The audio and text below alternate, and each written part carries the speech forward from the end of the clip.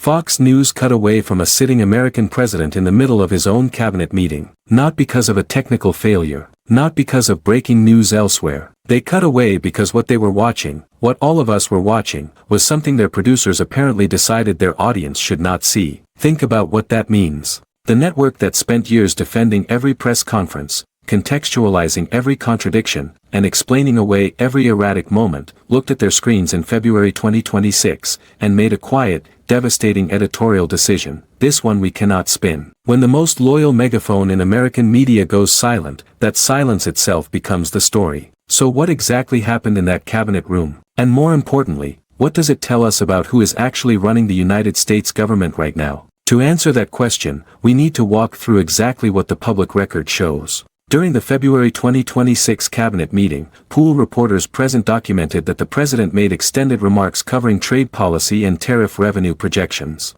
According to clips that circulated widely on social media, Trump cited figures ranging from $400 billion to $600 billion in what he described as incoming revenue from China, Canada, and the European Union, numbers that no corresponding Treasury projection or Office of Management and Budget data has been produced to support. Fox News, without on-air explanation, cut to commercial and returned to different programming entirely. Separately, reporting from Politico, The New York Times, and CTV News has documented a clear pattern over recent months: reduced unscripted public appearances by the president, increased teleprompter use for remarks previously delivered off the cuff, and tighter restrictions on press access. The New York Times reported as early as December 2025 that the president appeared to struggle to stay awake during an 81-minute cabinet session, with Agriculture Secretary Rollins and Secretary of State Rubio both speaking while the president's eyes closed repeatedly. Trump himself later acknowledged the incidents, telling reporters the meetings were,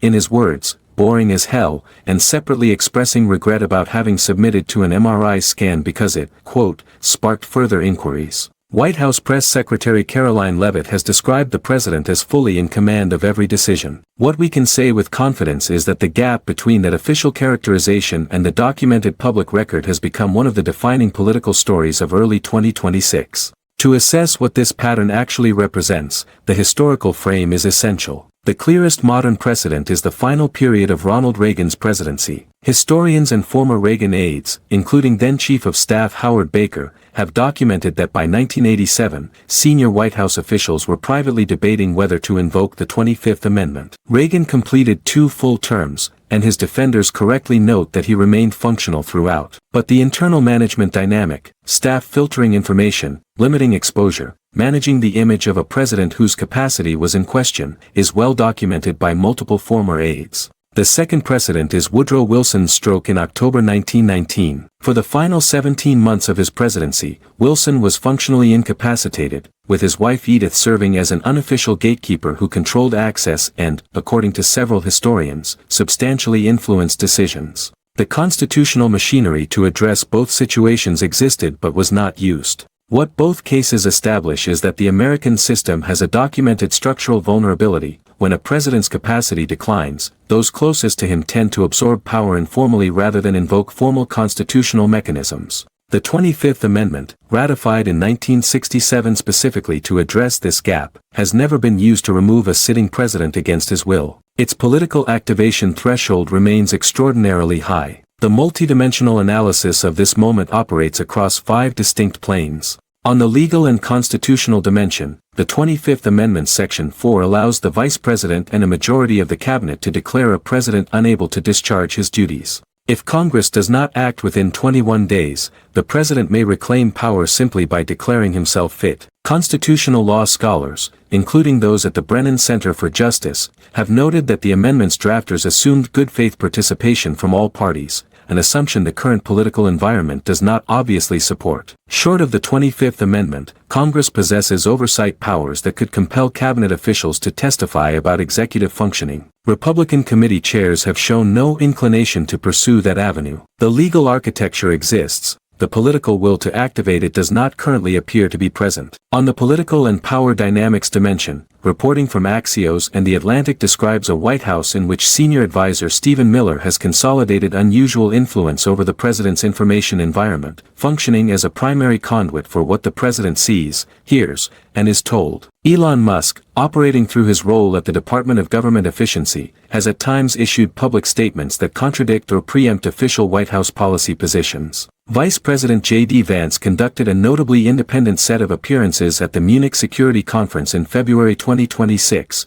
where European foreign ministers told reporters, on background, that they were uncertain whether his statements reflected White House policy or Vance's personal positions. Political scientists describe this kind of distributed informal authority as a regency dynamic, a term borrowed from medieval governance, where an incapacitated monarch's authority is exercised in practice by those with access to him. On the economic and financial dimension, the dollar index has shown notable volatility in recent weeks, and bond market analysts cited by Bloomberg Economics have flagged policy unpredictability as a contributing factor. The specific tariff revenue figures cited by the president in the February cabinet meeting, figures he variously described as $400 billion, $500 billion, or $600 billion, have not been verified by the Congressional Budget Office. Economists at the Peterson Institute for International Economics have stated these figures have no traceable basis in documented trade flow data. Business investment planning surveys conducted in January 2026 indicate that uncertainty about who is actually setting trade policy is a material factor in capital allocation decisions for multinational firms with U.S. exposure. On the public opinion and media dimension, a Gallup poll from early February 2026 found that 54% of Americans describe themselves as concerned about the president's cognitive fitness,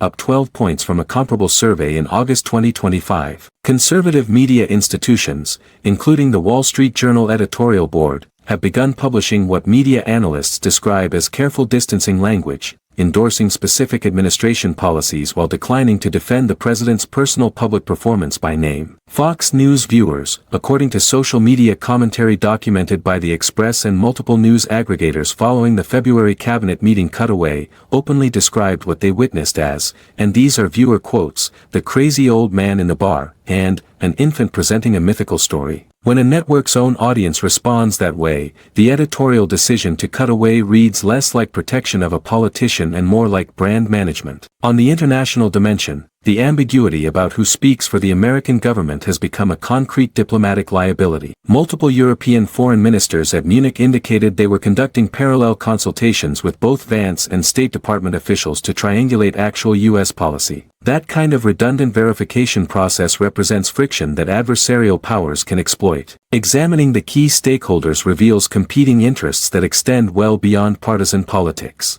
Stephen Miller, as a senior advisor without a Senate-confirmed portfolio, operates outside the formal chain of command while apparently functioning as a primary information filter for the president. His institutional interest is in maintaining that access for as long as possible, which structurally incentivizes keeping the president functional enough to provide political cover while maximizing his own influence over decisions. Elon Musk occupies a categorically different position. His business interests intersect directly with federal regulatory decisions in aerospace, telecommunications, and electric vehicles. His public brand as a reformer is constructed independently of the administration and would survive it. J.D. Vance's Munich posture and media strategy suggest a 2028 presidential campaign being prepared in parallel with his current role. Senate Minority Leader Chuck Schumer faces a classic political hostage dynamic. According to multiple reports, federal infrastructure funding for the Gateway Tunnel project, billions of dollars in critical rail infrastructure for the Northeast Corridor, has been conditioned by the administration on renaming demands, specifically attaching the president's name to Dulles International Airport and Penn Station. Accepting the terms delivers infrastructure funding that millions of commuters depend on but legitimizes the use of federal appropriations as a personal legacy instrument. Refusing costs constituents tangible investment. Legal scholars at the Brennan Center have characterized this conditionality as raising serious separation of powers questions,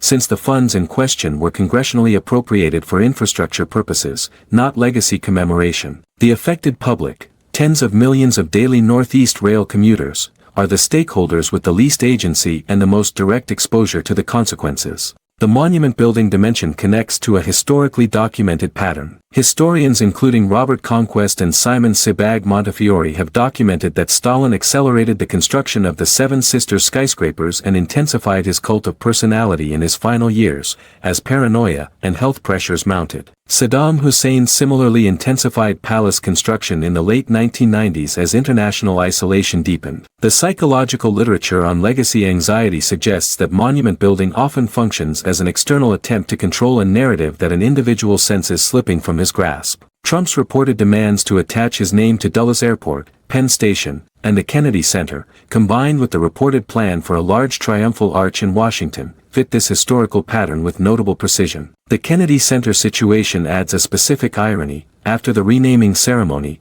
the center closed indefinitely, officially for renovations. The simultaneous campaign to revise federally supported historical education and museum content follows a coherent structural logic. Administration executive orders directing the removal of diversity, equity, and inclusion programming have had documented effects on Smithsonian Institution exhibits, National Park Service materials, and federally funded curriculum frameworks. An incident in which an automated keyword search for the word gay in federal museum records resulted in the flagging and removal of content related to the Enola Gay, the aircraft that delivered the first atomic bomb in combat, became a widely reported illustration of the breadth of automated content review processes in use. Historians including Ibram X. Kendi and Carol Anderson have documented extensively how the suppression of Black American historical narratives, including the organizational origins of modern American policing in antebellum slave patrols, and the precedent of fugitive slave laws for cross-jurisdictional federal enforcement, removes from public consciousness precisely the historical knowledge most relevant to understanding current enforcement patterns.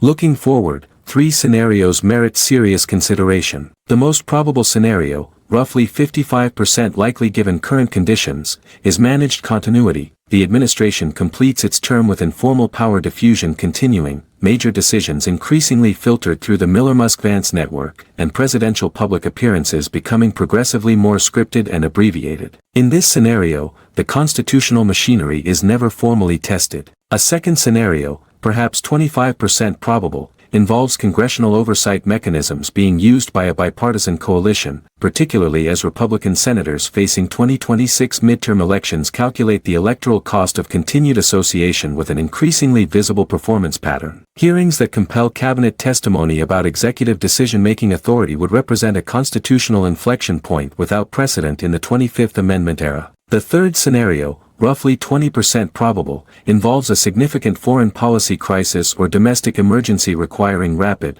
coherent presidential decision-making, exposing the informal power structure to acute stress in a context where dysfunction carries consequences measured in something other than political embarrassment. Key variables include the president's undisclosed health trajectory, the degree to which conservative media institutions continue their gradual editorial distancing, and whether the Gateway Project standoff becomes a visible enough test case to force a broader congressional response. What this week ultimately reveals is a stress test of American democratic institutions operating in a context their designers did not fully anticipate, not a crisis sudden enough to demand immediate response, but a slow-motion ambiguity about executive capacity that the system's formal mechanisms are not optimally designed to address. The 25th Amendment exists. Congressional oversight powers exist. Editorial independence in the press exists. Whether any of these mechanisms are deployed is a question not of legal authority but of political will. The history being contested, in federal museums, in curriculum frameworks, in the competition between marble monuments and democratic memory, will ultimately be determined not by what any administration builds or removes, but by whether citizens document, understand, and transmit the full record of what is actually happening. Frederick Douglass, whose writings the current administration has reportedly flagged for removal from federally supported educational materials, observed that power concedes nothing without a demand. That observation has not aged out of relevance. Subscribe for weekly deep dive analysis. Share this video with someone who needs the full picture. And tell us in the comments, which of these three scenarios do you think is most likely, and what is the variable you think everyone else is underestimating?